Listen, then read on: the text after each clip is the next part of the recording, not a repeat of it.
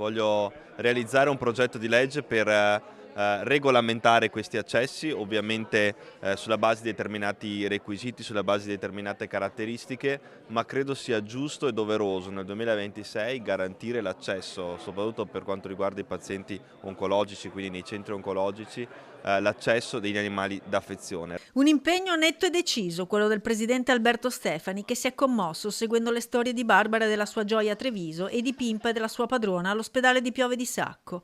Qui le pazienti hanno potuto riabbracciare i loro cari amici a quattro zampe solo dopo molto tempo dal loro ricovero. Pur essendo la pet therapy riconosciuta a livello di cura già dal 2003, in Italia manca una legge nazionale che regolamenti l'accesso di cani e gatti dentro le strutture sanitarie. Oggi le norme variano sia a livello regionale che sanitario, dipendono cioè dalla direzione sanitaria specifica che le stabilisce di volta in volta.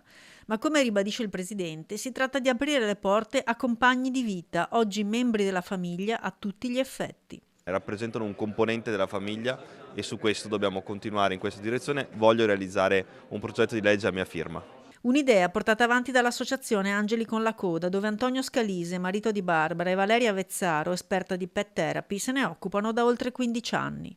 I cani, oltre ad essere vaccinati e cippati, devono anche aver fatto un percorso preciso. Un cane che ha svolto insieme al suo proprietario un percorso dove il proprietario ha compreso come comunicano i cani e soprattutto come aiutarli a non entrare in stress. D'accordo?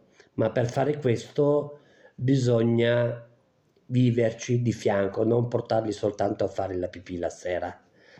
E io e Barbara ne siamo convinti.